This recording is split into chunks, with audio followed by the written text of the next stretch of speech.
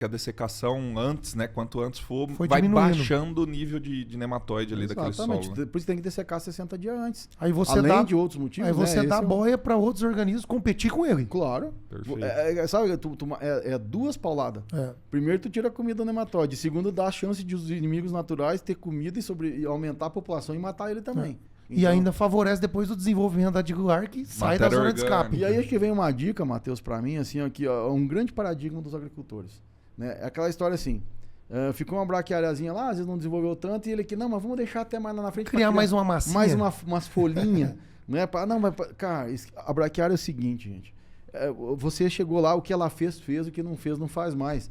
Porque tu tiver uma planta com umas folhinhas, em termos de par, em termos de matéria orgânica, não vai agregar em nada para você. Só serviu de alimento pro nematóide. Então chegou lá, vamos pensar, aqui, vou dar um exemplo da Bahia, né? Que cada um coloca na sua região. Deu 50 dias antes, desseca o que tiver. Já foi, o que tu tinha que fazer, tu já fez. Isso depois vai te tornar um problema. Um problema. É. Desseca. Né? Não tem chance. Não, o próximo ano o que tu faz? Tenta fazer uma palhada melhor, com mais semente. Diferente, né? Pronto, não é aquele restinho lá de 30 dias que tu vai ganhar alguma coisa pensando numa braquiária. Não é assim que funciona. Perfeito. E o que tu ganhou, tu vai perder. Perfeito. E o outro ponto é o que o João falou, que é estimular esse crescimento radicular. Então, toda vez que a gente corta da maneira correta a palha, né, a parte aérea das gramíneas, ela estimula tanto o crescimento radicular como o perfilhamento dela. Então, a gente ganha nesses dois pontos. E o terceiro ponto e último aqui, que é o mais importante, na minha opinião, é a plantabilidade, né?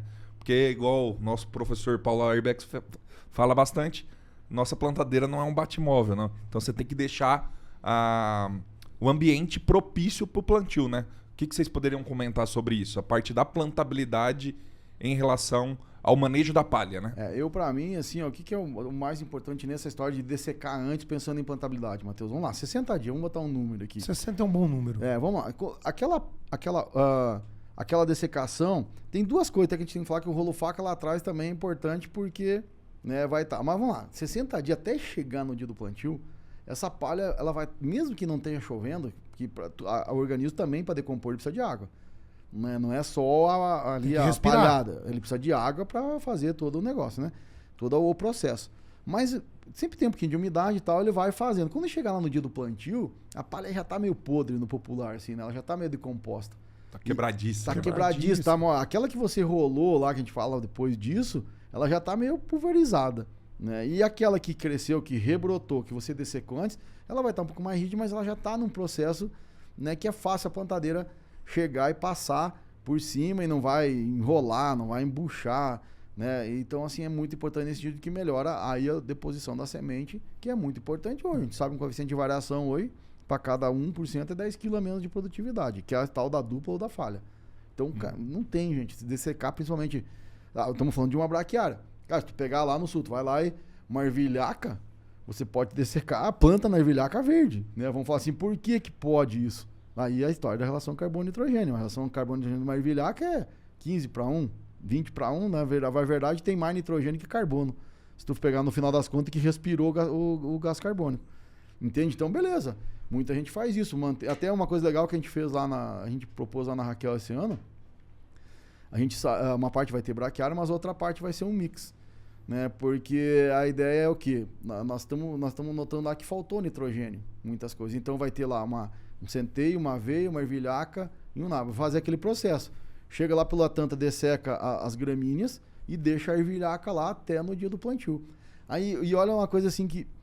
Uma constatação, não sei, João, assim, ó, pra você falar disso, a gente sempre... Vamos dizer, a Raquel tem uma plantadeira, né, que ela é uma plantadeira mais antiga, é um pouquinho mais difícil. E ela tem uma terra muito argilosa. Isso serve para muita gente.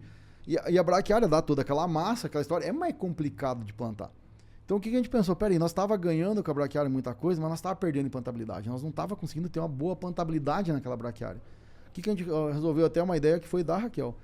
Peraí, vamos pegar, vamos fazer uma gramínea igual, né? Uma aveia ucraniana com um centeio e tal, mas vamos dessecar bem antes e vamos chegar lá, vai ter só ervilhaca, então vai melhorar a plantabilidade. Não vai ter aquela coisa de, imagina, uma argila com palhada, cara, aquilo na plantadeira vira um trem. Então acho que a gente vai conseguir melhorar a plantabilidade por causa da planta de cobertura. Que vai ser uma planta de cobertura mais fácil de lidar. Porque nós estava ganhando 10 sacos por hectare com a braquiária, mas estava perdendo 10 sacos com plantabilidade.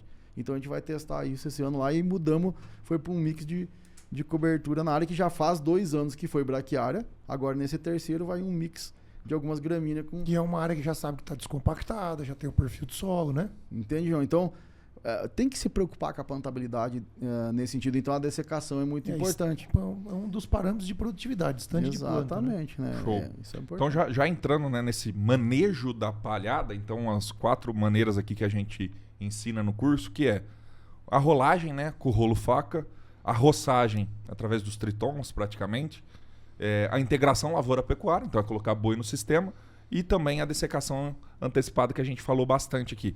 Então vamos entrar um pouquinho em cada um deles. O que é para... Porque eu acredito que tenha muita gente que nem saiba o que é um rolo faca ainda, Leandro. O que é um rolo faca e para que serve? Vamos lá. Vamos lá, é um rolo que tem umas facas, né? Vamos pensar. E ainda descobrimos que o Romulo contou que foi ele que inventou. Foi. Vamos lá. O projeto saiu da cabecinha dele.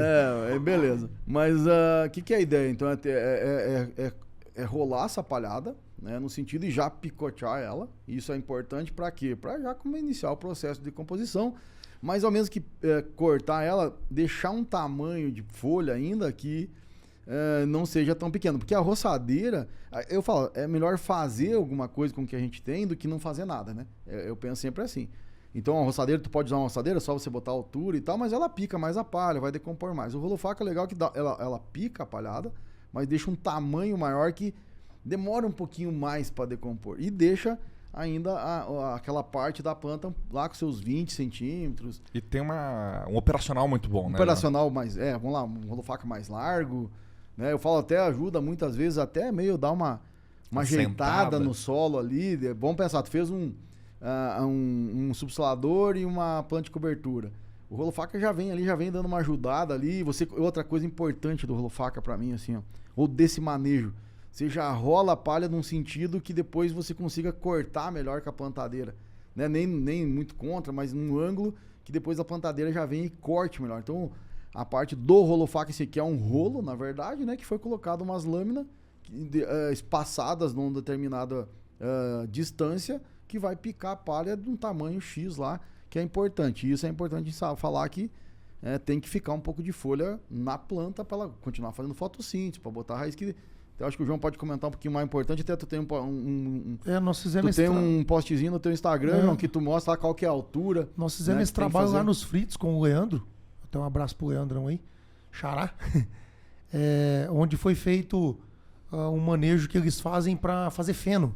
Então você faz bem rapadinho no solo ali, para aproveitar o máximo de massa possível, que o intuito dele era vender o feno. E do outro lado nós fizemos o rolo faca, que deixa essa altura que o Leandro comentou aí de manejo. E é justamente isso aí. Quando você sobra um pouco de parte aérea, aquela parte aérea ela já tem fotossíntese ativa. Então tem você folha já fazendo tem folha fazendo fotossíntese. E aí você consegue nutrir a raiz em menor quantidade, mas não para. E a produção de citocinina não para. Então a rebrota da parte aérea é muito maior.